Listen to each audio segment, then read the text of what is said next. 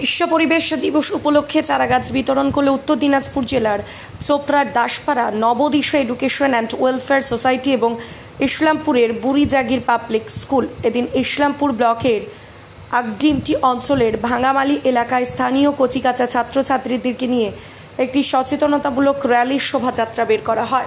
বিশেষ অনুষ্ঠানের মাধ্যমে বেশ কয়েকশো চারাগাছ বিতরণ ও বৃক্ষরোপণ করা হয়। জনবিস্ফোরণের যুগে পরিবেশের ভারসাম্য বজায় রাখতে গাছ লাগা খুব জরুরি বলে এদিনের অনুষ্ঠানের বার্তা দেওয়া হয়। উপস্থিত ছিলেন স্থানীয় গ্রাম পঞ্চায়েত সদস্য মোহাম্মদ সিদ্দিক, বিশিষ্ট সমাজসেবী শেখ হাফিজ উদ্দিন, নবদিশার কর্ণধার আনিসুর রহমান, ওই স্কুলের প্রিন্সিপাল এনামুল হক সহ অন্যান্যরা।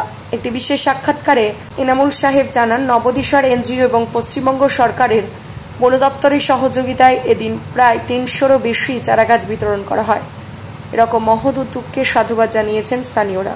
কি আপনারা সকলে জানেন ৫ই জুন অর্থাৎ বিশ্ব পরিবেশ দিবস। সেই উপলক্ষে আমরা আমাদের বুড়িজাগির পাবলিক স্কুলে ছোট্ট সাংস্কৃতিক অনুষ্ঠানের আয়োজন করেছিলাম। এই অনুষ্ঠানে আমাদের সহযোগিতা করেছেন পশ্চিমবঙ্গ বন দপ্তর এবং ওর পাশাপাশি সহযোগিতা করেছেন Daspara Nabadisha education and welfare society.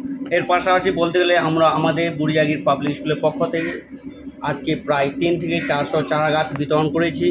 আমাদের সকল বুড়িজাগির পাবলিক স্কুলের স্টুডেন্ট এবং ওর পাশাপাশি কোচিংয়ের স্টুডেন্টের প্রত্যেকজনের হাতে একটা করে ধরে দিয়েছি। ওর পাশাপাশি প্রায় ১ থেকে ১৫০ চারাগাছ আমরা লাগিয়েছি। এর পাশাপাশি আমরা আজকে একটা র্যালির শোভাযাত্রা করেছি তার জন্য, যাতে ওরা গাছ লাগায় প্রাণ বাঁচায়। তো সমাজের উদ্দেশ্যে কি বার্তা দেবেন?